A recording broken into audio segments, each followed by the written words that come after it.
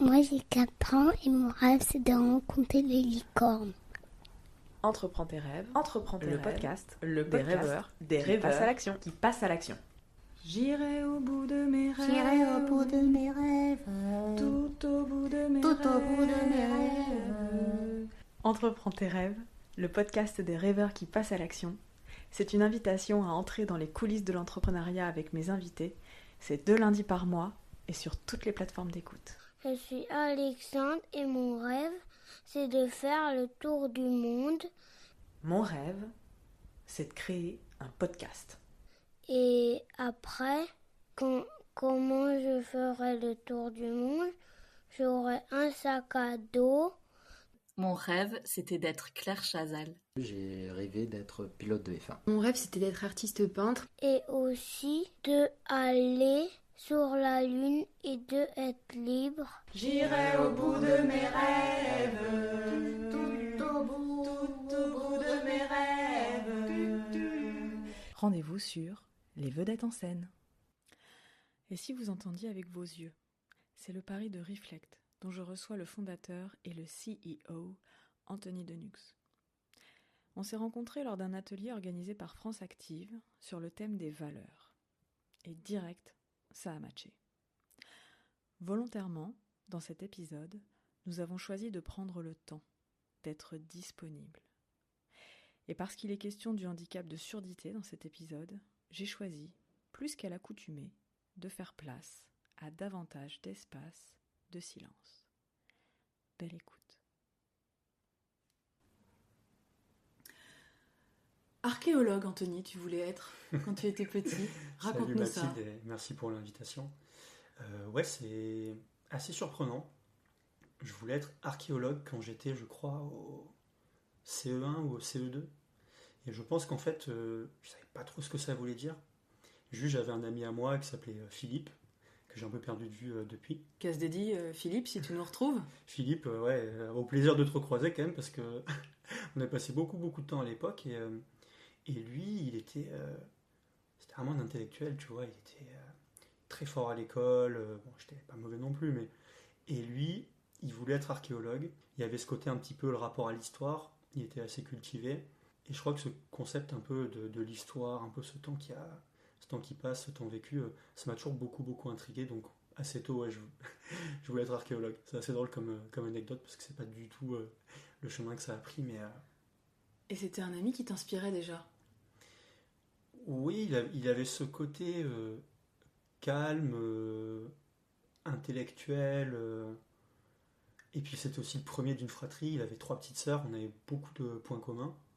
On s'entendait super bien. C'était assez fluide avec lui. On s'est perdu de vue beaucoup plus tard pour d'autres raisons qui font que la vie, hein, tout simplement, les chemins divergent. Je sais pas si je dirais que c'était un modèle, mais en tout cas on s'entendait bien, on faisait la paire. Et il faisait partie, tu sais, quand t'es plus petit, t'as des meilleurs amis, quoi. Ouais. Lui, c'était l'un de mes meilleurs potes. Il y en avait 2 ou 3 aussi avec qui j'étais super pote. Mais lui, il m'a marqué parce que même aujourd'hui, des fois, je repense un peu à tout ça, tu vois, et ça fait partie de moi aussi, quoi. Mhm. Tout ce chemin-là, donc voilà. Et donc, tu n'as pas du tout pris la voie de l'archéologie. Et du tout. Est-ce que tu peux peut-être nous en dire un petit peu plus sur ton parcours jusqu'à finalement ta décision d'entreprendre? En tout cas, ton élan, ton envie d'entreprendre. Ouais, avec grand plaisir. Alors oui, effectivement, je suis pas du tout devenu archéologue. Donc j'ai le parcours d'un enfant qui aimait bien l'école. Moi, j'adorais aller à l'école, j'adorais apprendre. J'adore toujours en fait apprendre. Mes parents, du coup, ont un handicap, tous les deux, ils sont sourds de naissance. Et je crois qu'en fait, de les avoir vus, si tu veux, toujours beaucoup se débrouiller pour faire en sorte qu'on soit dans les meilleures conditions possibles, ça m'a toujours beaucoup inspiré. Et très tôt, mon père me disait que j'étais super conscient du handicap qu'ils avaient. Parce qu'en fait, quand j'étais petit, mon père me dit que je lui ai appris des musiques. La souris verte, tu vois, il m'en reparle tout le temps. Il me dit, ouais, quand t'étais petit, tu m'as appris une souris verte et tout. Et je trouve ça trop drôle parce que moi, je me rappelle pas du tout. Mais très jeune, j'avais cette conscience. Et je crois que aussi, j'ai pas eu envie de faire des choix qui auraient pu me contraindre à un moment. Une souris verte qui courait dans l'herbe. Je l'attrape par la queue, je la montre à ces messieurs. Ces messieurs me disent, trempez-la dans l'huile, trempez-la dans l'eau, ça fera un escargot tout chaud. Eux, dans leur philosophie de vie, vu que du coup ils n'ont pas spécialement pu faire des études ou autre, ils disaient toujours faut que tu fasses des études, ça t'ouvrira des portes. Mais ils ne savaient pas ce que ça voulait dire, ça t'ouvrira des portes. Juste dans leur vision du truc, c'était un peu des paroles de parents qui veulent le meilleur pour leurs enfants. Et donc, j'aimais bien l'école, ça s'est relativement toujours bien passé. Et arrivé au lycée, en fait, je me rends compte que j'ai envie d'être ingénieur, quoi. Tu vois, T'as envie de technique. J'ai envie de technique. Il y avait un côté, l'ordinateur, ça m'a toujours beaucoup fasciné. Je suis pas du tout un geek, hein. Mais le côté un peu magique de l'ordinateur. La vie est magique en elle-même, mais il y avait vraiment ce côté très... comment est-ce qu'on a réussi finalement à mettre autant d'intelligence dans un espace, tu vois, si petit, et comment est-ce que ça fonctionne, quoi. Et ça m'avait toujours intrigué. Et en fait, une des chances que j'ai toujours eues quand même dans ma vie, c'est que j'ai toujours été quand même bien entouré par des amis qui savaient mieux que moi ce qu'ils voulaient faire. Donc en fait, j'avais des potes qui savaient, eux, qui voulaient être ingénieurs parce qu'il y avait telles écoles pour faire ça et tout, etc. Donc j'ai un peu suivi, quoi. Tu vois, ils voulaient faire ça, j'ai fait la même classe préparatoire que mes potes parce que je savais pas. Et donc après, il y a eu les concours. Pendant les concours, du coup, j'ai eu une école d'ingénieur, donc j'ai fait les mines. Les mines est une école d'ingé prestigieuse, spécialisée dans la transition écologique et les transformations numériques. Bah, tu sais, fraîchement diplômé, donc à l'époque, le freelance ou le fait d'entreprendre, c'était déjà là, mais pas comme aujourd'hui. C'était pas valorisé, c'était pas une voie...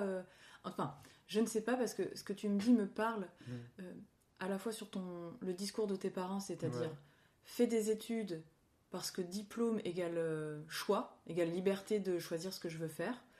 Ce qu'on pourrait discuter, mais en tout cas c'est une croyance, en tout cas je crois que notre génération, t'es un petit peu plus jeune que moi, mais on est de cette génération où on nous a dit fais des études pour pouvoir choisir après ce que tu veux faire. Et je crois que autant dans ta génération que la mienne, l'entrepreneuriat c'était pas un métier entre guillemets, c'était pas une voie possible, c'était le salariat, et l'ultime réussite c'est le CDI dans le salariat. Exactement. C'est exactement ça, et c'est exactement ce que tu dis. Le côté CDI, il y avait quelque chose de rassurant, il y avait aussi quelque chose de tangible, immédiat, et une sécurité. Et de palpable. Exactement. Ça y est, j'ai le CDI. Voilà, tu as le CDI, on te vendait aussi ce modèle-là, on le vend toujours aujourd'hui, mais on voit bien que c'est différent, les modèles sont plus du tout les mêmes. Et il y avait un côté, je pense, aussi rassurant pour les parents, et peut-être qu'inconsciemment, je me suis dit, j'ai envie aussi de montrer que voilà, je peux cocher certaines cases. Il y a évidemment quelque chose qui est propre, je pense, au fait d'avoir fait des études, c'est que, vu que tu es fraîchement diplômé, ce qui te manque après, ça va être la carte de visite. Donc on va regarder quelles entreprises tu as fait, par où tu es passé, parce qu'en fait, bah oui, il y avait une logique vraiment de carrière. C'est-à-dire que tu veux quand même arriver dans un truc de carrière, ça va un peu tout et rien dire, je trouve, une carrière, mais... C'est-à-dire qu'en fait, tu as eu les mines, ouais. Tu es fraîchement diplômé des mines, et j'ai l'impression que ce que tu dis, c'est qu'il faudrait presque que le parcours soit su d'avance.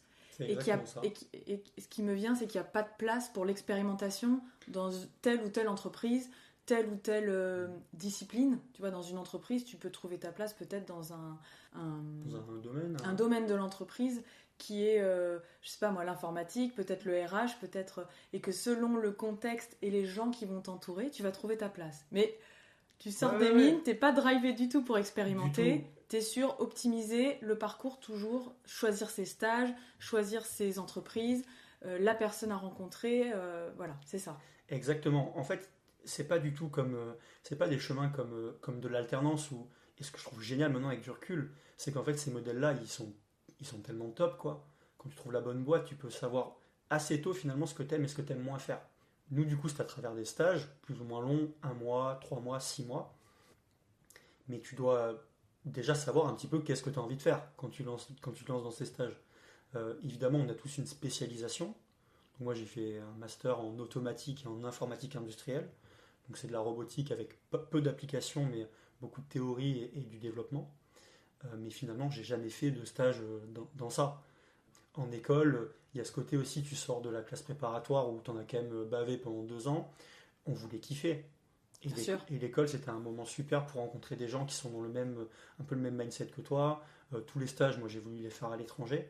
Ça, c'est un gros sujet chez moi, le rapport un petit peu, si tu veux, à l'autre, à l'étranger, de vouloir voyager, bouger. Je suis toujours dans une logique de découvrir des choses parce que j'ai fait beaucoup de choix qui m'ont permis de découvrir et j'ai privilégié ces choix-là plutôt que des choix dans un stage qui m'apporte certains types de compétences. Tu vois, typiquement, le stage de 3 mois, j'ai voulu le faire en Australie parce qu'à l'époque, j'étais à Taïwan pendant un stage de 6 mois, enfin un transfert de crédit.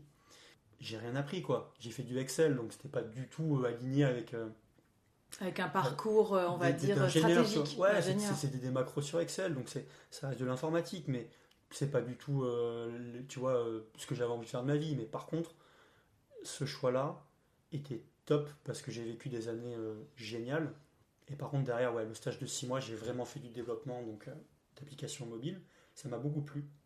Mais je me suis rendu compte que j'étais pas le meilleur des développeurs. En fait, ma valeur ajoutée, elle n'était pas là. Mais par contre, les années à Londres que j'ai vécues étaient extraordinaires et ça m'a permis, voilà, au fur et à mesure d'affiner un petit peu mon besoin, mes envies. J'ai fait des gros groupes. Je me suis rendu compte que c'était moi ce que j'aimais. Donc je suis allé en start-up. La start-up, j'ai adoré. Pareil, j'arrive dans ce truc à Paris, un hôtel particulier. On est 50. Le truc fait rêver, j'ai des responsabilités qui sont cool, il y a un baby-foot, on fait des after-work, on boit des coups entre nous, on rêve un peu. Tu vois, il y avait vraiment une volonté de faire monter une boîte et on le faisait avec des gens qui voulaient le faire. Avec cet engouement d'équipe. Exactement. Il y avait un engouement d'équipe, les gens avec qui on bossait, ils étaient tous motivés, tous intelligents et donc du coup, ça me motivait à me dire ok, il faut que je sois au niveau, quoi. Tu vois, on attend de moi maintenant, il faut que je sois au niveau. Et donc c'était super pendant 1 an et demi. Puis ensuite, il y a eu le Covid qui a changé beaucoup de choses. Et à ce moment-là, en fait, je me suis rendu compte que même si c'était une start-up, j'avais toujours le même problème dans les entreprises, dans les différentes expériences que j'avais eues. Il y a un moment où je ne suis pas aligné avec la vision en fait, de la boîte. Je ne suis pas aligné avec la stratégie. Et finalement, j'avais pas 40 options, quoi. Il fallait que je crée mon propre chemin. Et donc, c'est un peu comme ça que je me suis mis, pendant le Covid, à créer mon auto-entreprise, donc en freelance. Et ça a été vraiment le début de mon aventure entrepreneuriale, où j'ai proposé mes services à des clients. Très vite, j'ai eu des clients. Et en fait, en parallèle, j'ai toujours voulu, tu vois, mon petit bateau pirate, comme j'aime bien l'appeler, qui était vraiment une idée au fond de moi de c'est quoi finalement le projet auquel tu aimerais donner vie. Et du coup, on reviendra dessus un peu plus en détail, mais du coup, il s'appelle Reflect, ce projet, et il a mis un peu de temps avant de mûrir, mais toutes les étapes d'avant ont été indispensables pour qu'aujourd'hui, si tu veux, je sois un peu plus sûr de ce que j'ai envie de faire, comment est-ce que j'ai envie de le faire, et j'ai l'impression d'avoir trouvé ma place d'une certaine façon. J'ai l'impression d'avoir trouvé là où je suis plutôt bon, là où je suis moins nul, tu vois, là où je suis dans une position où je suis moins nul que dans d'autres endroits. En fait, quand j'entends ton parcours, ce qui me vient, c'est que tu as l'air quand même à la fois très bien entouré et puis dans un discours parental qui va te pousser à être ambitieux, dans le bon sens du terme, pour pouvoir faire tes choix. J'entends quand même que tu as à cette époque-là déjà une grande maturité de comment je fonctionne, où est-ce que je suis bon, où est-ce que je suis moins bon. Et avant même de commencer en entreprise, tu as utilisé le terme de valeur ajoutée. Je ne suis pas sûre que quand on sort de ses études, on ait déjà ce terme-là à la bouche. C'est vrai. Tu vois ? En tout cas, tu explores suffisamment pour bien te connaître, enfin, en tout cas pour être sur... je prends conscience de comment je fonctionne. Ouais. Pour finalement, quand tu arrives au moment du Covid où tu es dans ta première boîte, te dire, j'ai exploré déjà tellement avant, et en fait, c'est ça que j'ai envie de faire. Et je trouve que c'est une belle invitation pour commencer cet épisode. Si vous êtes encore dans vos études, ce serait génial qu'il y ait des auditeurs, des étudiants qui nous écoutent, quoi. Mais grave. Oh là là, mais je serais trop fan. Faites-nous signe si vous nous écoutez. En tout cas, si vous êtes étudiant, juste de prendre conscience, si vous êtes dans un parcours qui est déjà très stratégique Et c'est ok d'avoir Bien quelque sûr. chose de tout tracé. Ou si vous êtes dans cette phase d'exploration et que vous commencez à avoir une connaissance du monde du travail, même si en stage, évidemment, tu peux pas... C'est trop court. c'est t'as trop pas le temps. court. Et puis t'es pas dans la posture où ta direction peut avoir une attitude comme avec un salarié normal, quoi. Donc, mais en tout cas, de vos premières expériences et connaissances dans le monde du travail, finalement, si vous deviez dessiner le job de vos rêves, ce serait quoi? Fort de ces expériences-là. Ouais, carrément. C'est la première invitation de ce podcast. On peut sauter plus haut, aller plus loin, montrer plus de courage, élever le niveau d'endurance. Mais il ne faut jamais, jamais oublier d'être simple. Mac Horn, vouloir toucher les étoiles.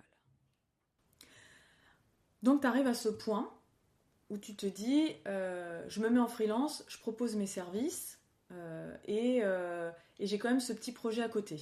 Exactement. On en est là. Exactement. C'était super intéressant ce que tu disais. Je peux me permettre de Ah rebondir bah, sur on ce que va tu disais, rebondir parce alors. Alors on va sans doute se disperser, que- Ouais, on va rebondir. tergiverser et revenir sur notre chemin. Après. Voilà, c'est ça. Donc accrochez-vous, installez-vous Confortablement. confortablement. Prenez une petite boisson chaude ou fraîche pour vous désaltérer. Et prenez le temps de voir, on va faire des détours aujourd'hui. Vas-y, rebondis, je t'en prie Anthony, avec grand plaisir. Tu as dit un truc super intéressant sur le fait que pendant qu'on fait des stages, finalement, on est un petit peu, je trouve, dans un cadre, dans un contexte. Et c'est quand même assez rare que ce contexte-là, on y adhère à 100%. Généralement, on vient pour une mission, on vient dans un contexte, on vient pour répondre à des attentes hiérarchiques d'une certaine façon. Ce qui est assez passionnant avec l'entrepreneuriat, du coup, ou même le fait de se créer sa propre voie, c'est que finalement, la posture change complètement. En fait, le rapport au travail change. Donc, aujourd'hui, moi, quand j'ai des alternants dans l'entreprise, quand ils viennent, moi, ce qui me passionne même plus que juste ce qu'ils ont fait avant, c'est quoi leur posture? Comment est-ce qu'ils me parlent? Est-ce qu'ils me considèrent comme leur égal, tu vois? Et pour moi, c'est hyper important. Je déteste la hiérarchie. En fait, je parle avec mon alternant comme je parlais avec le directeur technique, comme je parlais avec le PDG de l'ancienne boîte dans laquelle j'étais. Pour moi, la posture est ultra importante. Et c'est pas évident des fois de savoir quelle posture adopter, parce que ça rejoint un petit peu la question de quel type de personne tu as envie d'être. Il y a des gens qui trouvent la réponse très tôt, d'autres qui doivent la chercher. Mais voilà, je trouve ça intéressant la manière dont tu l'as dit, puisque... Ouais, j'aimerais rebondir sur ce que tu viens de dire, parce que si je me souviens de mon stage de fin d'études, qui avait été génial, je suis pas sûre que j'avais conscience de ces questionnements-là. Bien sûr. En me disant, ok, ma mission c'est ça, donc très bon élève, je réponds à la mission, je m'intéresse quand même, je sors un petit peu du cadre parce que je sors des missions de mon stage et je vais déjà interviewer les interlocuteurs, savoir comment ils vivent les choses. Tu vois, il y a déjà une posture de comment ça se passe pour vous en fait. Tu vois, est-ce que vous vous sentez bien dans votre entreprise? Mais j'avais pas cette conscience de si je devais intégrer cette entreprise et si c'était la mienne, si c'était moi le directeur pour une journée. L'invitation, tu vois, dans ça, c'est juste de changer de regard sur sa posture. Tout à fait. Et de tester, en fait. Ok, aujourd'hui, je suis le directeur, qu'est-ce que je modifierais? Aujourd'hui, je suis la secrétaire qui accueille, qu'est-ce que je modifierais? En fait, c'est se mettre à la place quand vous êtes dans un environnement de travail où vous n'êtes pas encore trop saturé, parce qu'en stage, t'es pas débordé. En fait, si tout se passe bien, t'es pas non plus... Tu peux choisir de l'être. Tu peux choisir de l'être. Mais t'as peut-être encore un peu d'espace pour observer et tester des choses. Donc, deuxième invitation, si vous avez des stages à venir ou pour les salariés qui vont être en immersion en entreprise, c'est quelque chose qui existe avec Pôle emploi ou avec l'APEC. Si vous êtes en immersion, peut-être essayez à un moment donné, de vous mettre dans cette posture de « et si c'était ma boîte, qu'est-ce que je ferais ?» Complètement.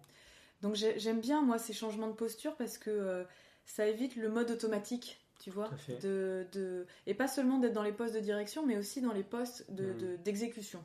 Ouais, toujours se questionner vraiment sur, dans ta relation à l'autre, finalement, à quoi ressemble son quotidien à lui ou à elle. Vraiment, finalement, on essaie d'évoluer conjointement dans un contexte, et je pense que c'est important de se mettre à la place de l'autre, et si tu arrives à le faire de manière aussi naturelle que possible, avec beaucoup de bienveillance, pour moi, c'est vraiment le top du top, quoi.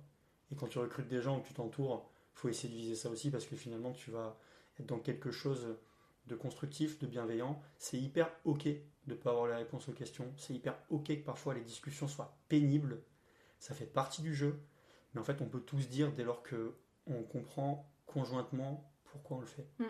Et ça, en ce sens, je trouve que, encore une fois, avoir ta structure, ta boîte, tu peux choisir quel type de dirigeant tu as envie d'être. Est-ce que tu vas être celui qui va fédérer? Est-ce que tu vas être celui un petit peu bossy qui va vouloir donner des ordres? Moi, j'y crois pas trop à ce mode de fonctionnement-là. Je trouve vraiment que responsabiliser les gens, ou même de voir qu'en fait d'eux-mêmes ils ont envie, tu vois, de faire de ton projet le leur d'une certaine façon, c'est vraiment c'est génial quoi. Ça demande de l'énergie, mais c'est génial, et encore une fois c'est une question de posture. Et alors, si tu devais donner ta posture aujourd'hui en tant que dirigeant, quel dirigeant tu as envie d'être? Je pense qu'aujourd'hui vraiment je suis un fédérateur. Je suis celui qui va prendre beaucoup de plaisir à faire des ponts entre les différents milieux, entre les différentes personnes. En fait, je me suis rendu compte que, et c'est pour ça que c'est assez drôle, on revient toujours à l'enfance, hein, il n'y a pas trop de... Je pense qu'il n'y a pas trop... Il y a de l'aléatoire, mais il n'y en a pas non plus tout le temps. Je suis quelqu'un qui aime régler des problèmes, je crois. Et en fait, c'est quelque chose de natif chez moi. Tu vois, quand je te disais que mon père, je lui apprenais des chansons, personne ne me demandait de le faire. Mais naturellement, il y avait un problème à régler, ou quelque chose auquel il n'avait pas accès, et moi, j'ai essayé de trouver une manière de lui amener cette info-là. Et finalement, aujourd'hui, j'ai de plus en plus la conviction que c'est dans ça que je suis bon. Comprendre les problématiques des gens, essayer de trouver des réponses, essayer d'accompagner. Tu vois, pas hésiter aussi à me remettre en question. Des fois, quand on me dit un truc où j'ai une idée, tu vois, je me dis, ok, peut-être qu'on va faire ça. Je suis hyper ouvert à la discussion. Et aujourd'hui, j'ai plus peur d'avoir des discussions pénibles. Qu'est-ce que tu appelles une discussion pénible? C'est une discussion pénible dans laquelle tu vas savoir d'entrée de jeu qu'il y a quelque chose à corriger, une direction peut-être qui avait été prise qui n'est pas forcément la bonne, peut-être un côté émotionnel à gérer, un côté humain qui va un peu moins bien, trouver une manière de fonctionner ensemble. Et parfois les discussions pour savoir comment est-ce que tout le monde fonctionne bien ensemble, elles sont pas faciles. Et c'est des discussions des fois qu'on n'a pas envie d'avoir. Mais je crois qu'en fait aujourd'hui... je dirais pas que ça me passionne de les avoir, parce que ça serait faux, mais en tout cas je suis de plus en plus à l'aise à l'idée de les mener, parce que je sens que ça fait des vraies différences, et qu'en comprenant les gens avec qui tu évolues, il y a des choses, il faut pas laisser traîner les choses qui peuvent être négatives ou qui peuvent entacher un jugement, une compréhension. Des fois il y a juste une journée qui passe et la journée elle est pas idéale, et c'est ok. Tu vois, en Angleterre, ils sont beaucoup plus pragmatiques que nous sur ça. Ils sont très call it a day, quoi. C'est vraiment, ok, ça s'est passé, on passe à autre chose. Et en France, on a un peu ce côté très... c'est un peu plus compliqué pour nous d'accepter que parfois ça va pas, ou qu'il y a des choses à corriger. Donc, je suis plutôt le fédérateur. Je suis aussi l'ambitieux, tu vois, le motivé, le visionnaire, celui qui a des rêves plein la tête. Parce que... je pense que quelque chose qui m'anime énormément au quotidien, c'est cette notion de mettre ma pierre à l'édifice. C'est omniprésent chez moi. Je suis obsédé par ça. Je peux pas, tu vois, je peux l'expliquer, hein, mais... Ah bah vas-y, moi je t'en prie, c'est inconscient. Explique-nous. Hein. C'est cette croyance selon laquelle je pense qu'on est tous bons pour faire quelque chose, et je crois vraiment... alors, je suis en énorme... Attention, on va partir un petit peu... Alors on va partir, accrochez-vous. Non, Installez, prenez un oreiller. Enfin, qu'on rebifurque sur des sujets après, mais je suis vraiment dans une dualité entre... D'un côté, il y a un côté de moi qui est très misanthrope, vraiment très... je comprends pas l'espèce humaine. Il y a un côté vraiment que je n'arrive pas à saisir dans vraiment la manière de faire, le rapport à l'autre, etc. Ok, il y a un facteur social, sociétal, je dis pas, mais cette espèce d'esprit critique, cette ouverture de considérer l'autre et de vouloir faire quelque chose de bien, d'être une bonne personne, pour moi c'est un sujet ultra important. Ça veut rien dire, tu vois, être une bonne personne. Il y a plein de critères qui peuvent... c'est très subjectif. C'est super subjectif. Mais il y a un côté de moi qui est très... j'ai du mal à saisir pourquoi c'est si complexe. Des fois, dans la simplicité, en fait, d'être bienveillant. Dire quelque chose de positif à quelqu'un autour de toi. D'aider, tu vois.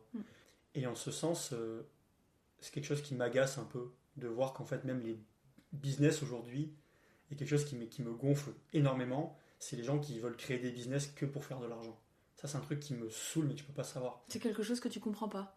Non, parce qu'en fait, je pense qu'il y a un chemin qui est important et qui inclut des gens.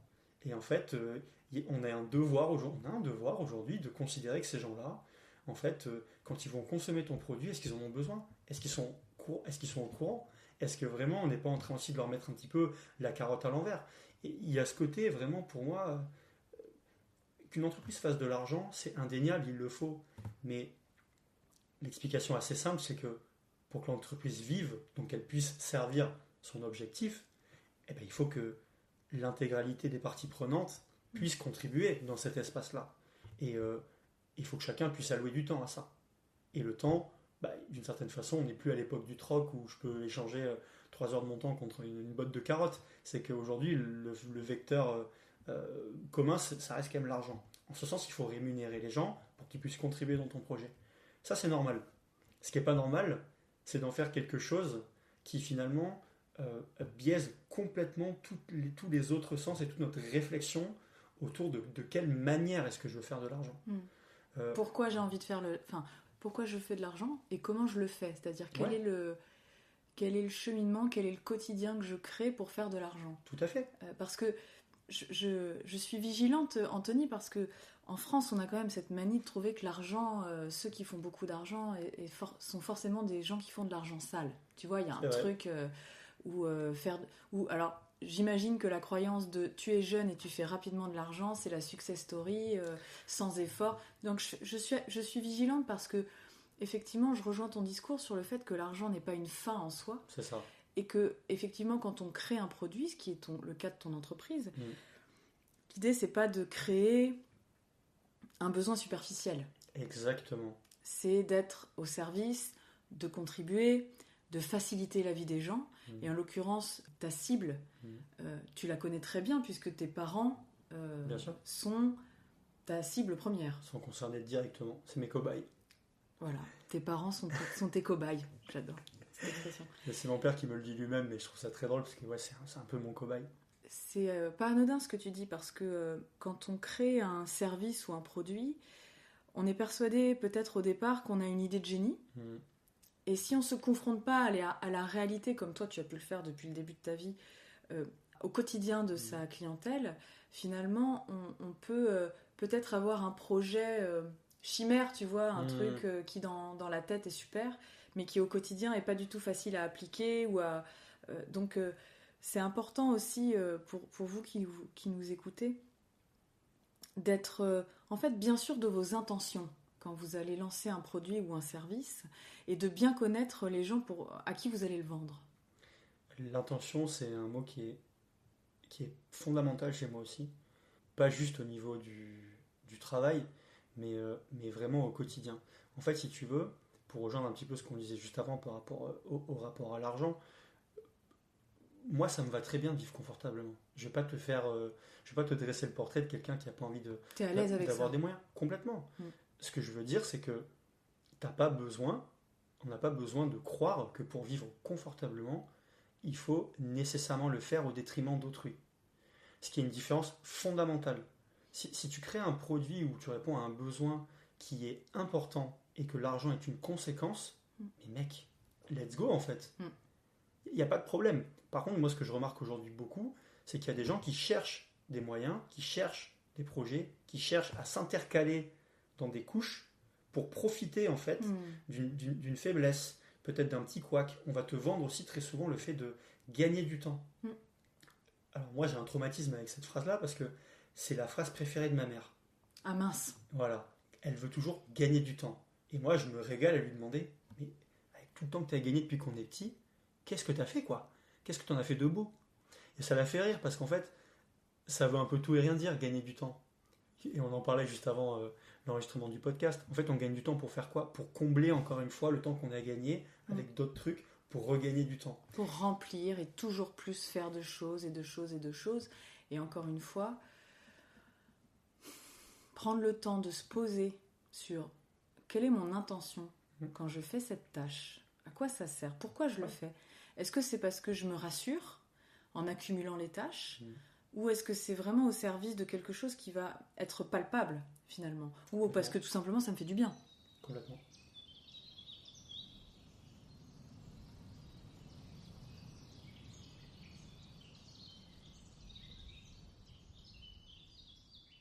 Revenons peut-être sur l'historique de Reflect. Et effectivement, j'aimerais bien qu'on parle des rythmes après de ton travail parce que tu changes d'échelle et donc de rythme.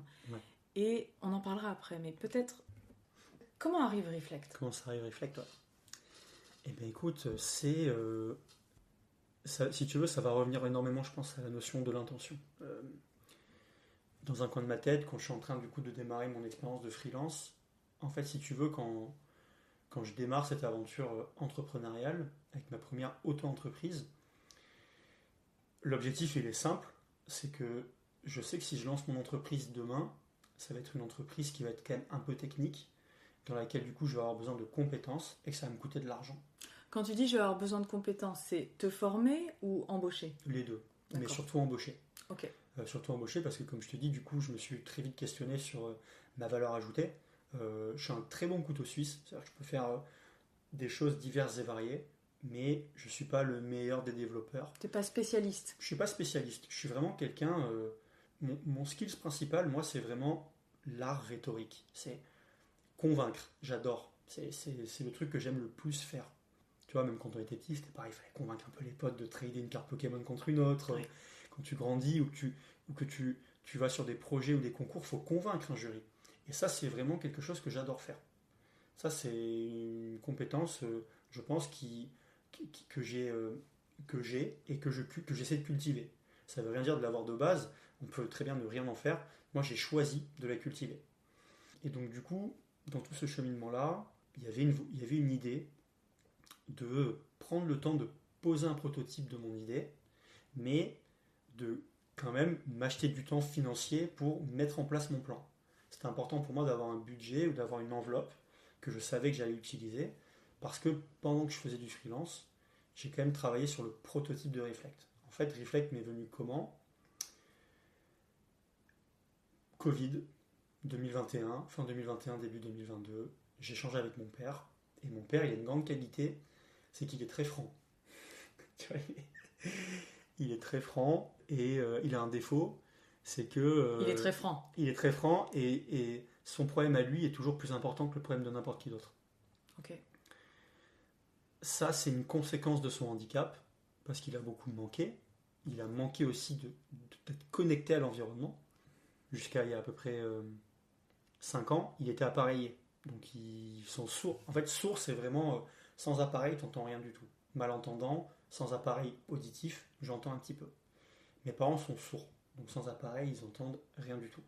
Et là, mon père, lui, il est sourd profond. C'est-à-dire que sans appareil, il n'entend rien. Et avec, ça ne marche pas non plus. Okay. Donc il est devenu vraiment... Il vit dans un monde, il faut s'imaginer, hein, se boucher les oreilles, ça c'est son quotidien. Et ça, si tu veux, moi, qu'en plus, qui suis très émotionnel et sensible, c'est des choses que j'ai très tôt captées. Dans mon enfance et tout, ça m'a beaucoup construit. Je parle avec lui, et un jour, vraiment, entre le café et le biscuit, quoi, il m'engueule. Il m'engueule et il me dit...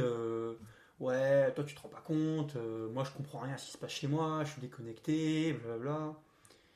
Il commence à m'envoyer ça en plein visage, tu vois. Et moi je me dis, ok, c'est quand même bizarre, parce que quand on était petit, en fait, il avait les mêmes problématiques. Il avait les mêmes problèmes de déconnexion à l'environnement, comment est-ce qu'ils peuvent savoir quand quelqu'un sonne, comment est-ce qu'ils peuvent savoir quand nous on se dispute. Il y a vraiment un rapport à l'environnement audio qui était manquant, en fait, dès le début. Et ce jour-là, je me suis dit, ok, je pense qu'il y a quand même quelque chose à faire, quoi. Il y a quand même quelque chose avec le rapport à l'environnement, au bruit. Et je me suis lancé un peu le pari de développer ce que j'appelle des oreilles artificielles. En fait, mon rêve, et c'est du coup la direction qu'on prend, c'est l'une des directions qu'on prend, c'est de pouvoir équiper du coup son logement avec des oreilles artificielles qui seraient capables de lui dire ce qui est en train de se passer, quel type de bruit, quel type de personne, quel type de discussion. Tu vois, est-ce qu'il faut l'avertir? Est-ce que c'est urgent? Est-ce que c'est pas urgent? Et que lui, finalement, puisse le prévenir, non pas grâce à l'oreille, mais grâce à ses yeux et grâce à son toucher. Parce que mes parents, ils voient super bien, et ils ont un toucher qui est ultra développé. Donc je voulais créer une solution qui soit capable de les prévenir avec de la vibration et du luminaire dès lors qu'il se passe quelque chose dans la maison. Le projet démarre comme ça. Genre les enfants commencent à se disputer, lumière orange. Exactement. Ok. Exactement. En fait, ton espace est équipé d'une certaine façon qui fait que on est capable de savoir si tes enfants se disputent, s'il y a une chute, si un robinet est resté ouvert. Un robinet. Ils auraient pu l'appeler un robinet quand même. Allez, on change. On va... Maintenant, quand on va dire robinet, on dit robinet. Alors, on va appeler ça un robinet maintenant. Quand quelqu'un, tu vois, sonne, quand quelqu'un toque à la porte, en fait, tous ces trucs-là que ton cerveau gère de manière inconsciente, eux, ils n'y ont pas accès. Et alors, juste avant que tu continues sur le projet, comment faisaient tes parents pour qu'on se rende compte du quotidien quand vous étiez petit, quand vous vous disputiez, qu'est-ce qui se passait? Mais ils ne faisaient pas vraiment, en fait. En gros, les seuls dispositifs qu'ils avaient, c'est typiquement quand quelqu'un sonne, on avait une sorte de relais un peu sonnette qui va faire un flash. Le problème, c'est que le flash, il est au niveau de la porte d'entrée. Et mes parents, ils ne vivent pas dans le salon. Donc en fait, l'accès à l'info, il était ultra limité. Okay. Donc ils avaient ça. Et il y avait un autre truc qui les a quand même bien aidés. C'est ce qu'on appelle un dispositif babyphone. Donc en gros, quand nous, on faisait la sieste ou qu'on dormait, ils avaient une sorte de récepteur dans la chambre. Tu vois, un truc que tu branches sur une prise. Et si nous, on se mettait à crier, si ça dépassait un certain seuil, eh bien, ça allait faire flasher un dispositif récepteur qui était positionné généralement à côté d'eux dans le salon. Ok. Finalement, voilà. Si je dois résumer le champ de stimuli, ça se passe seulement par la vue et dans des endroits qui sont très... hyper localisés. Hyper localisés. Donc, exactement ça. Ça veut dire que si tu te déplaces, j'en sais rien, moi, pour prendre ta douche... Ou que tu vas aux toilettes. Ou que tu vas aux toilettes et que tes enfants sont en train de dormir, si t'es pas face au flash, tu rates l'info. Exactement. Et du coup... c'est pour ça que mes parents avaient quand même l'habitude et le réflexe de souvent venir nous voir visuellement. Donc même quand on dormait, ils venaient, tu vois, ils ouvraient la porte, ils venaient regarder avec leurs yeux. Ok. Alors, si ça peut vous rassurer, moi quand je n'entends pas mes enfants et qu'ils sont tous les trois dans la même pièce, je vais les voir. Parce que souvent quand je les entends pas, pour le coup c'est qu'ils font une bêtise. Ouais, voilà. Donc l'inverse est vrai aussi, chers auditeurs. Carrément. Okay. Donc ça c'est un peu l'environnement dans lequel on a grandi nous, si tu veux, avec quelques dispositifs un petit peu isolés. Quand il y avait quelqu'un qui sonnait, en fait c'était nous qui allions les prévenir. C'est moi, enfant, qui me levais et qui allait dire quelqu'un a sonné. Tu vois. Quand le téléphone sonnait, pareil, c'était nous qui allions les prévenir.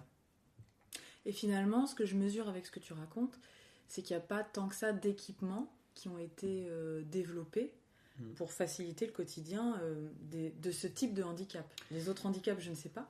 Mais en tout cas, celui-là, pas beaucoup d'appareils, on va dire, même localisés, tu vois.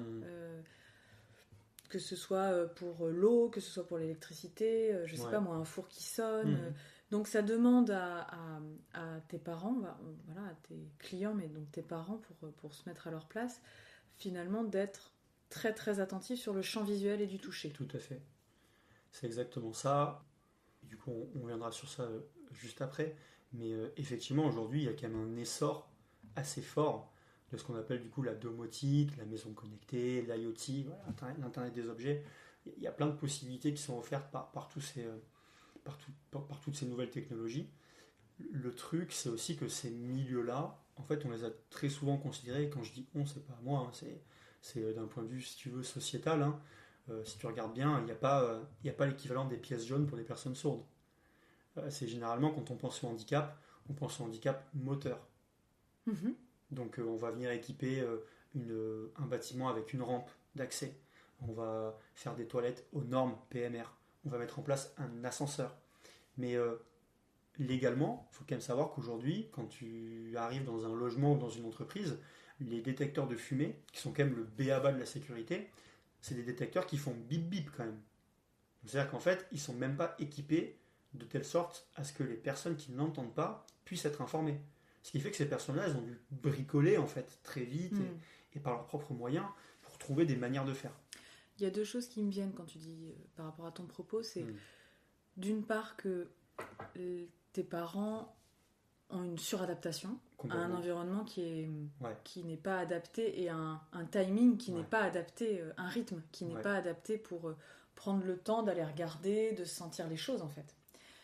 Il y a ça. Et la deuxième chose, c'est que c'est un a priori, hein. Moi je suis pas très fan de la technologie, tu vois, justement parce que je trouve que les nouvelles technologies, de tout ce qui est connecté, c'est finalement du gadget. Tu vois, on parlait de l'intention tout à l'heure. Il y a beaucoup de ça. Bon, je vais parler de mon compagnon parce que c'est un exemple qui me vient là, mais il a une montre connectée, tu vois. Et cette montre, c'est assez magique, lui indique quel est son état de santé. Ouais. Et il disait, c'est la première fois que j'atteins un pic d'état de santé où je suis en forme, quoi. Et je me disais, mais avant de regarder ta montre, est-ce que tu scannes ton corps ? Est-ce que, tu vois, c'est Est-ce que juste... tu es attentif à ce que ton corps te dit? Est-ce que tu es attentif à ce que ton corps te dit et est-ce que tu es d'accord avec la montre? Est-ce que tu contredis la montre? Si la montre a dit que tu étais en forme.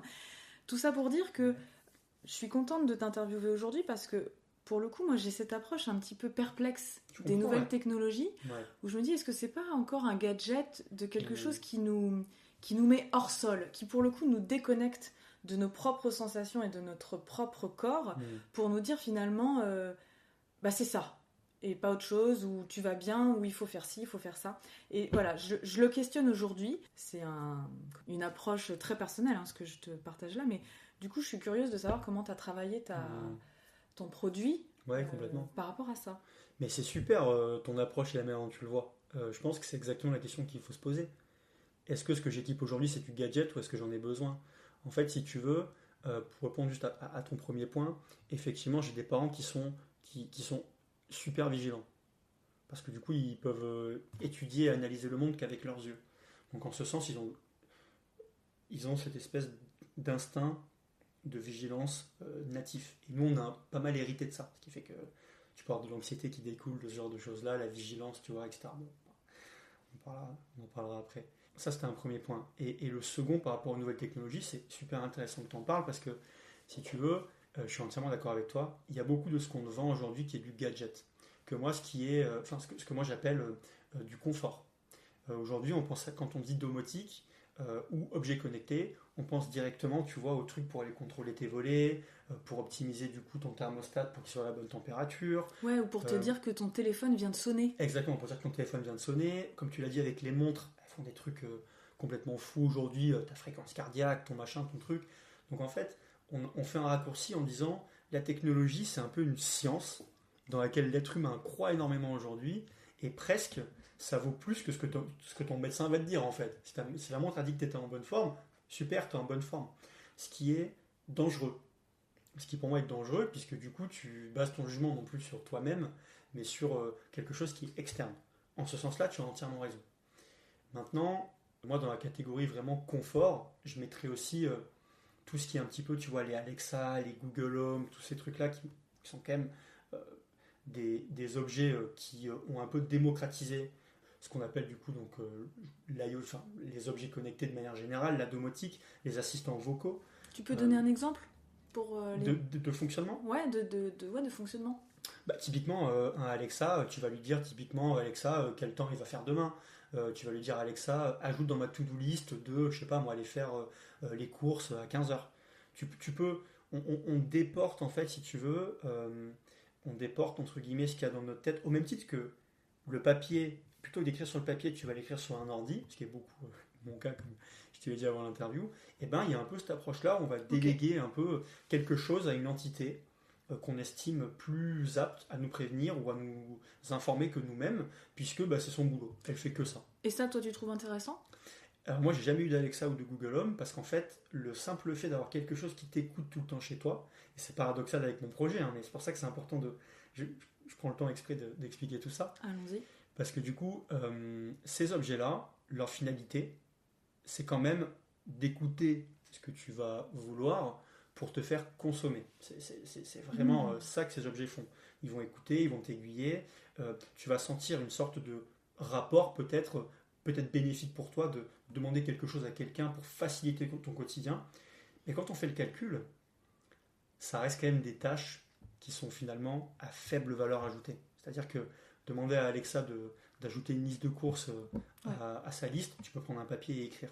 Il n'y a pas, comment dire, on n'est pas dans une logique vraiment, je trouve, de valeur ajoutée énorme d'aide pour la personne. Ok. Donc je trouve que le problème aujourd'hui, c'est qu'il y a vraiment toute une nouvelle technologie, toute une vague un peu de nouvelles technologies qu'on nous vend et qu'on nous markete super bien parce que ça va faciliter notre quotidien, parce que ça va optimiser nos vies. On va gagner du temps, comme dirait ta mère. Exactement, on va gagner du temps, comme dirait ma mère, tu vois. Mais il peut y avoir des bons côtés aussi. Mais de la musique, fais machin, fais truc, ou contrôler ton thermostat, ça peut être intéressant. Économie d'énergie, mais je pense qu'on est quand même dans des use cases, des cas d'usage qui sont très axés sur le confort. Moi, du coup, la manière dont j'aime bien voir la technologie, et là-dedans, il y a encore des ramifications, puisque dans la technologie, c'est vaste. On entend beaucoup parler d'intelligence artificielle aujourd'hui. Ça, c'est le mot à la mode. L'intelligence artificielle. Il y a des applications super avec ça, et il y en a des très dangereuses. Enfin, dangereuses. Et plus questionnables, disons. Au cœur de la longue nuit polaire, je me suis laissé guider par mon instinct. Tout était simple. Vivre, chercher un endroit pour se reposer, manger. C'est dans les grandes épreuves que se révèle l'étincelle humaine. C'est devant l'immensité de la montagne que je suis moi-même. Petit, mais bien là. Il serait bien sûr illusoire de rejeter notre civilisation moderne. Mais il faudra bien retrouver le sens premier des choses, le miracle des feuilles du printemps, le parfum du vent, le bourdonnement des abeilles, la beauté de l'horizon. Toutes nos puces électroniques, nos ordinateurs, nos écrans et nos robots ne nous donneront jamais le bonheur. Mike Horn, vouloir toucher les étoiles. Mon parti pris aujourd'hui, c'est de faire de la technologie vraiment un allié au service de l'humain. Encore une fois, l'intention, l'approche. Pourquoi est-ce que j'utilise la technologie ? Moi, c'est pas pour faire consommer les gens différemment, ou si tu veux, pour leur permettre pour leur éviter de faire 5 mètres pour aller appuyer sur les volets. Tu vois ? Parce que quand tu m'as parlé de ton projet la première fois quand on s'est rencontrés, c'était à France Active pour un atelier sur les valeurs, justement. Exact. Et on s'entendait bien pendant l'atelier, du coup. C'est vrai. À la fin, je suis d'accord avec toi.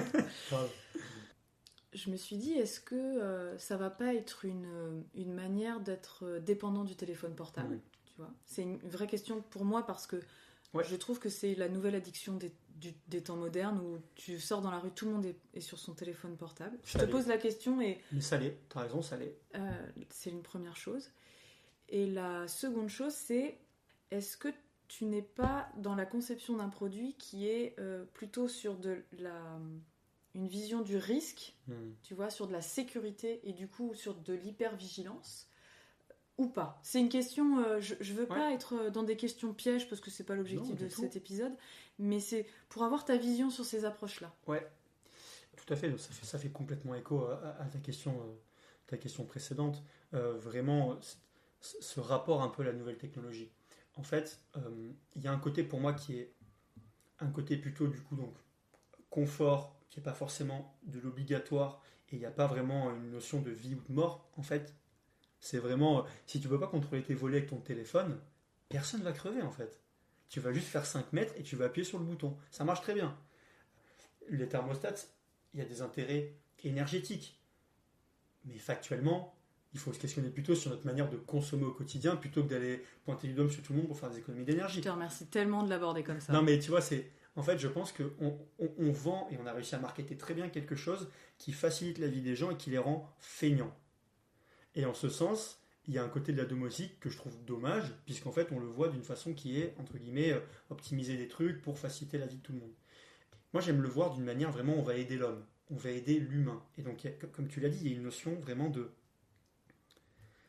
Ces personnes-là, elles n'entendent pas. C'est un fait.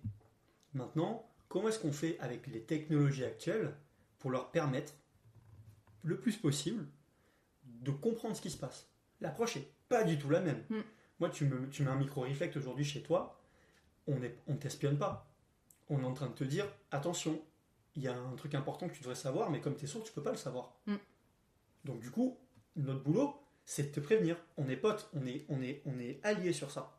L'approche n'est pas du tout la même. Et donc, il y a vraiment une notion, si tu veux, dans cette solution, qui est du coup, alors pour le recontextualiser peut-être très rapidement, mais ce qu'on développe, c'est un assistant domotique qu'on pourrait considérer un peu comme un assistant de vie au quotidien, qui va venir combiner donc, de l'intelligence artificielle qui est utilisée pour détecter les bruits ambiants, sonores. Et on combine ça du coup avec d'autres technologies, on pourra revenir dessus après, afin en fait de pouvoir prévenir un utilisateur de manière adaptée. Adaptée, ça veut dire luminaire et vibratoire, parce qu'ils n'entendent pas. Comment est-ce qu'on fait ça ? Eh bien, on va venir le prévenir du coup généralement avec des LED connectés qu'on va positionner dans des endroits de vie principaux. On va venir le prévenir sur son téléphone, et je répondrai du coup à ce que tu as dit juste après, parce que ça fait complètement écho à ça. Mais, vu que c'est une application mobile aussi qui te permet de piloter tout ça, tu peux aussi avoir un relais sur ta montre. Ce qui fait que quand une info a lieu, et que ton téléphone reçoit, ou que ta montre reçoit l'info, tu as beaucoup moins de chances de rater l'info. En fait, on veut vraiment amener une dimension de... il s'est passé un truc, il faut que tu le saches. Oui. Ce qui n'est pas du tout le même truc de dire, tu as le luxe de te demander s'il s'est passé quelque chose. Oui, c'est ça. Il y a une notion peut-être d'urgence dans l'information que tu veux donner et de temps. En ce sens-là, c'est pas du gadget de on va baisser un petit peu les stores, c'est pas du tout. Attention, je détecte de la fumée dans telle salle, il faut ouvrir les stores pour pouvoir sortir. Exactement. Et c'est vraiment, on est sur des scénarios, des cas d'usage qui sont vraiment de la sécurité et de l'alerte vitale. Ça, c'est le fondement de la solution est là. Après, derrière, évidemment, tu peux ajouter des trucs un peu sympas. Mais en fait, dans le fond, je me suis rendu compte de quoi en parlant avec les gens ou même en voyant mes parents. Aujourd'hui, mon père, quand il dort à la maison, tout seul, il s'enferme dans sa chambre. Pourquoi ? Parce qu'il ne sait pas ce qui se passe dans sa maison. Donc en fait, il y a vraiment, on n'est plus sur du gadget. Ouais. On est sur équipé d'une façon qui te permet de capter des événements importants pour l'utilisateur et de lui restituer l'info. Donc du coup, comment est-ce qu'on le fait ? Eh bien, on s'appuie sur les nouvelles technologies dans une utilisation qui colle aux besoins de l'utilisateur final. Ça serait une fausse route de dire qu'on propose rien qui puisse faire un relais sur le téléphone ou sur une montre.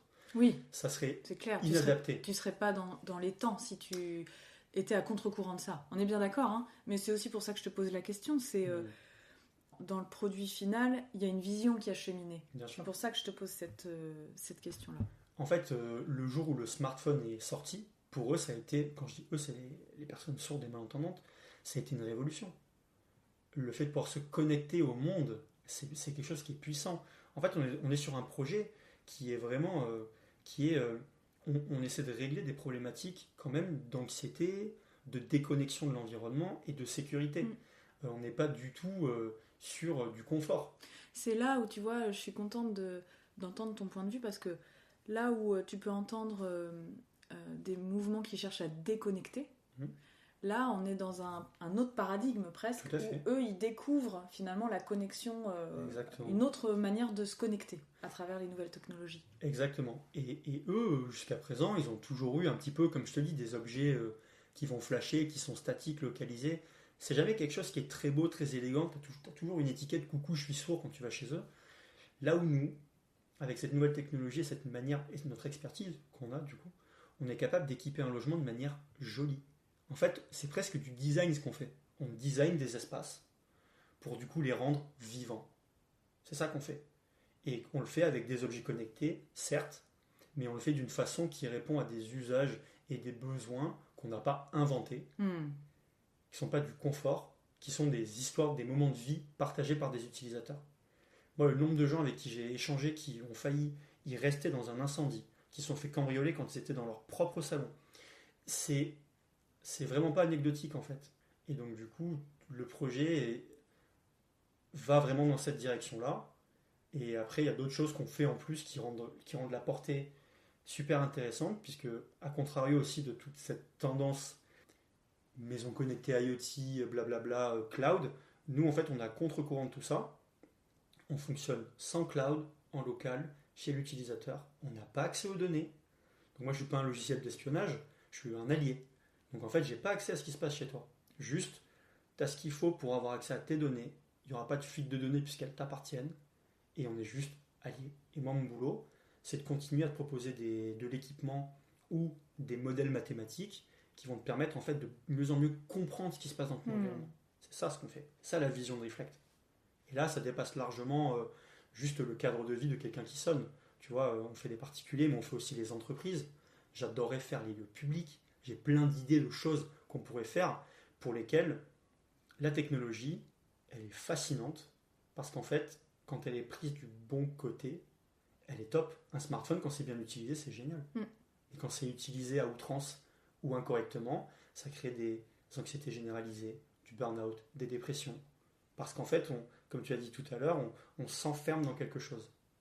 Donc voilà, je pense qu'il faut vivre avec son époque, mais pas oublier aussi qu'on reste une espèce exceptionnelle, mais à part, qui ne doit pas non plus oublier qu'on a des réflexes quand même et une manière d'avoir un rapport à l'environnement et aux autres qui nous caractérise. Et là, en fait, s'isoler sur son téléphone, c'est tout sauf une bonne approche. C'est contre nature.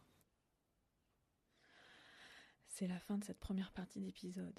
La prochaine fois, nous parlerons notamment de SS, de rapport au handicap, de la solitude de l'entrepreneur. Et bien plus encore, vous vous en doutez. D'ici là, prenez le temps et surtout celui du silence.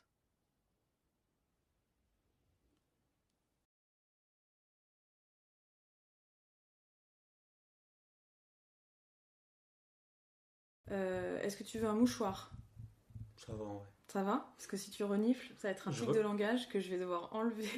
On va gagner du temps, comme dirait ta mère. Exactement, on va gagner du temps, comme dirait ma mère.